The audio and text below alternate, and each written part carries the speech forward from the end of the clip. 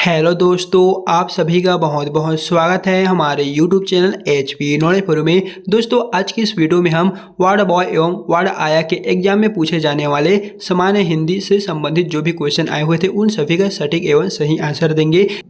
तो यहाँ पर 61 नंबर के क्वेश्चन में है, नीचे दिए गए प्रश्न में वाक्य के पहले और अंतिम भागों को 5 भागों में बांटा गया है। ये पांचों भाग उचित क्रम में नहीं है, इन्हें ध्यानपूर्वक पढ़िएगा और नीचे दिए गए उचित क्रम जो है उनको चुनना है और वाक्य का निर्माण आपको करना है। तो यहाँ पर दिए गए हैं KLMNO, तो आप लोगों को इन सभी को व्यवस्थित क्रम में जमाना है, जिसके लिए ABCD 4 ऑप्शन दिए गए हैं। तो इसका सही आंसर है ऑप्शन नंबर D। जैसे कि सबसे पहले चलिए हम बताते हैं, नागरिक ने देश के आह्वान पर सदा स्वदेश प्रेम किए वशीभूत होकर बड़े से बड़ा त्याग किया। तो जो यहाँ पर ऑप्शन डी दिए गए हैं वही इसका करेक्ट आंसर हो जाएगा। फिर यहाँ पर नीचे की ओर आएंगे तो 62 नंबर के क्वेश्चन में है, वह किताब पढ़ रहा है, वाक्य में कौन सा वाच्य है। यहाँ पर एक वर्ड दिए गए हैं, वह किताब पढ़ रहा है। तो आप लोगों को बताना है इसमें कौन सा वाच्य लगा हुआ है, कर्तुवाच्य, कर्मवाच्य, भाववाच्य या इनमें से कोई नहीं। तो 62 नंबर का सही आंसर है ऑप्शन नंबर ए, कर्तुवाच्य। वह किताब पढ़ रहा है में कर्तुवाच्य लगा हुआ है। फिर यहाँ पर 63 नंबर के क्वेश्चन में है, सत्य प्लस अर्थ इक्वल सत्यार्थ में कौन सी संधि है। यहाँ पर दिए गए हैं सत्य प्लस अर्थ इक्वल सत्यार्थ में कौन सी संधि है, आप लोग बताइएगा। तो हो जाएगा ऑप्शन नंबर डी, दीर्घ संधि। इसका सही आंसर है ऑप्शन नंबर डी। एंड यहाँ पर 64 नंबर के क्वेश्चन में पूछा गया था, वह विकल्प चुने जिसमें निम्नलिखित अव्यवस्थित शब्दों को पुनर्व्यवस्थित करके एक सार्थक क्रम बनाए जा सके। तो यहाँ पर दिए गए हैं, तो आप लोग सही क्रम चुनिएगा तो हो जाएगा। दोस्तों चलिए ऑप्शन नंबर जो बताते हैं वो हो जाएगा, सबसे पहले हमने अपने मित्र को चिट्ठी भेजी। ऑप्शन जो डी है वही इसका करेक्टेबल आंसर है, देख लीजिएगा आप भी स्वयं मिला के ऑप्शन डी जो है करेक्ट आ रहा है। एंड हमने जो क्वेश्चन बता रहे हैं वो 61 से बता रहे हैं, 1 से लेके जो 60 तक के और क्वेश्चन है इनके बारे में हमारे चैनल पे और जो पार्ट है वो अपलोड हो चुके हैं। अगर आपने नहीं देखे हैं तो लिंक डिस्क्रिप्शन में आपको मिल जाएगा। एंड यहाँ पर 65 नंबर के क्वेश्चन में है, निम्न में से सूर्य के पर्यायवाची शब्दों को आप लोगों को बताना है। यानी कि जो 4 ऑप्शन दिए गए इनमें कौन कौन से सूर्य के पर्यायवाची शब्द है। जैसे कि प्रभाकर ये तो है ही, दिनकर ये भी है, भानु ये भी है, लेकिन जो निशाचर है ये नहीं है। तो देख लीजिए JKL कौन से ऑप्शन में है, option A JKL, Prabhakar, Dinkar, Bhanu, ये 3 ऐसे वर्ड है जो सूर्य के पर्यायवाची शब्द है। तो जो ऑप्शन यहाँ पर दिए गए हैं ये वही इसका करेक्ट एंड राइट आंसर है। एंड आपने कितने क्वेश्चनों को अटेम्प्ट किए हैं, कितनों को छोड़े हुए हैं, दोस्तों आप हमें जल्दी से कमेंट बॉक्स में बता दीजिएगा। एंड यहाँ पर अगला नंबर का क्वेश्चन 66 में है, मुहावरा दिए गए हैं, मुहावरों को उनके अर्थ के आधार पर सुमेलित करना है। जैसे कि यहाँ पर है स्तंभ 1 और यहाँ पर स्तंभ 2, तो इन सभी को अगर आप व्यवस्थित करते हैं तो कौन सा ऑप्शन आएगा ये चलिए बताते हैं। तो ऑप्शन ए है अपने पैरों पर खड़ा होना, यानी कि आत्मनिर्भर होना, ए का चौथा नंबर। फिर है 9 2 11 होना, यानी कि भाग जाना, ये फर्स्ट है। फिर है कमर कसना, ये आ जाएगा तैयार होना। फिर है लोहे के चने चबाना, अर्थात बहुत अत्यधिक काम करना। तो जो यहाँ पर ऑप्शन बी दिए गए हैं यही दोस्तों इसका करेक्ट एंड राइट आंसर है, देख लीजिएगा। इसका सही आंसर ऑप्शन नंबर जो बी है वही है।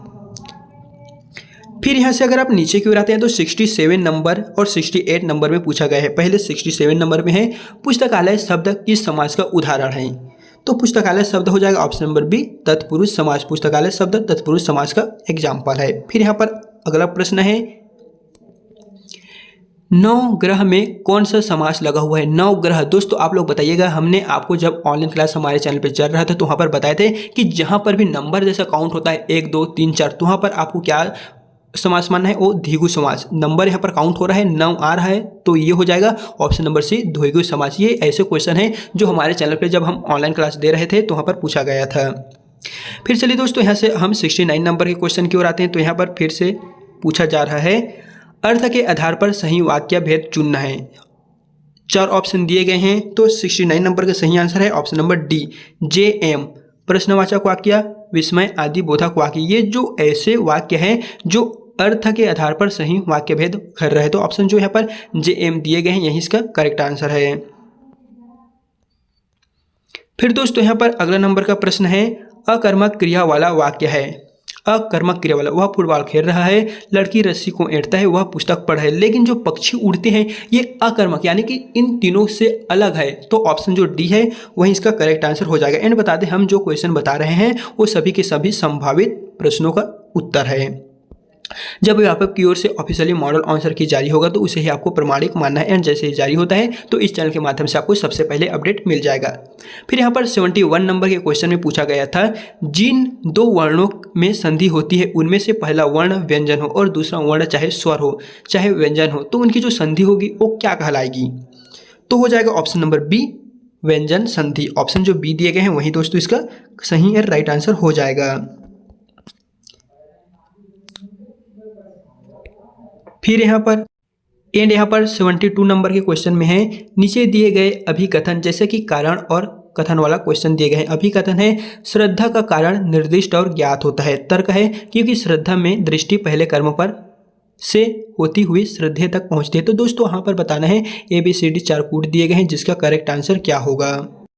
तो इस क्वेश्चन का सही आंसर है ऑप्शन नंबर ए, AS और R दोनों सत्य है और R की सही व्याख्या कर रहा है, यानी कि जो यहाँ पर अभिकथन और तर्क है ये दोनों ही करेक्ट है, और जो AS है वो R की सही व्याख्या या फिर जो R है वो AS की सही स्पष्टीकरण है। देन यहाँ पर अगले नंबर का प्रश्न है, कपोत शब्द के पर्यायवाची शब्द क्या क्या होंगे? 4 ऑप्शन दिए गए हैं, 4 में से केवल आपको 2 ही शब्द बताना है जो कपोत के पर्यायवाची हैं। तो इसका सही आंसर है दोस्तों ऑप्शन नंबर जे हारित और है रक्तलोचन। ये जो है वो कपोत के पर्यायवाची शब्द है। तो JL कहाँ दिखाई दे रहा है? JL ऑप्शन बी में ही हमें दिख रहा है। तो जो ऑप्शन यहाँ पर बी दिए हैं वही इसका करेक्ट एंड राइट आंसर हो जाएगा।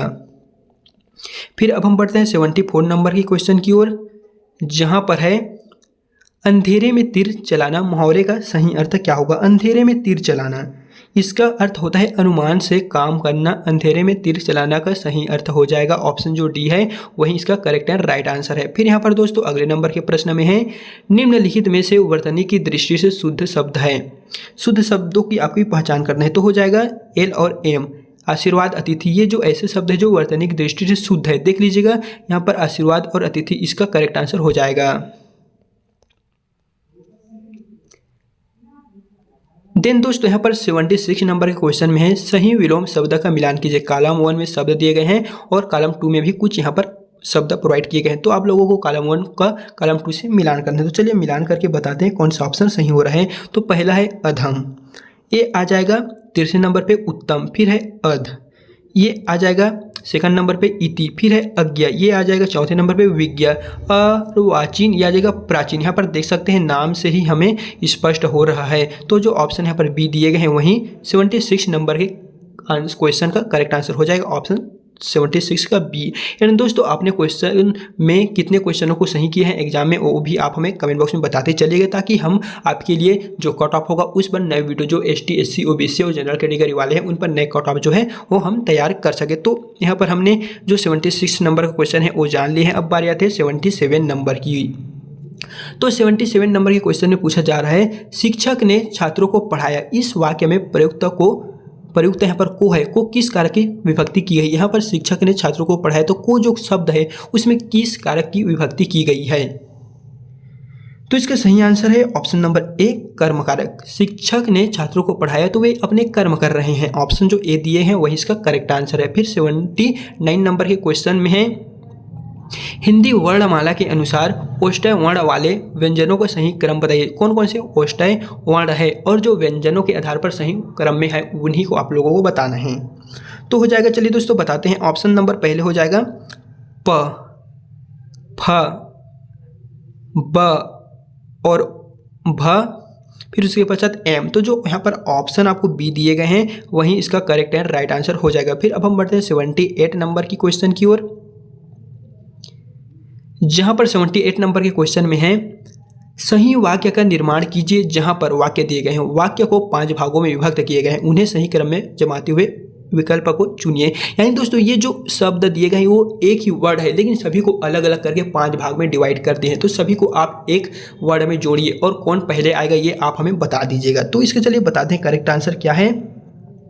तो हो जाएगा ऑप्शन नंबर डी। हमें देखने को मिल रहा है दोस्तों डी में। चलिए डी में कैसा है बताते हैं। सबसे पहले, एक भौगोलिक सीमा में एक राष्ट्रीय चेतना लेकर रहने वाले व्यक्तियों की समष्टि ही देश है। जी हाँ दोस्तों, जो ऑप्शन डी दिए गए हैं वहीं इस 78 नंबर के क्वेश्चन का करेक्ट एंड राइट आंसर हो जाएगा। फिर यहाँ पर 80 नंबर का क्वेश्चन है, अभिकथन दिए गए हैं, स्वस्थ, सुंदर, पुराना, मिलनसार, ये सभी विशेषण किसके हैं?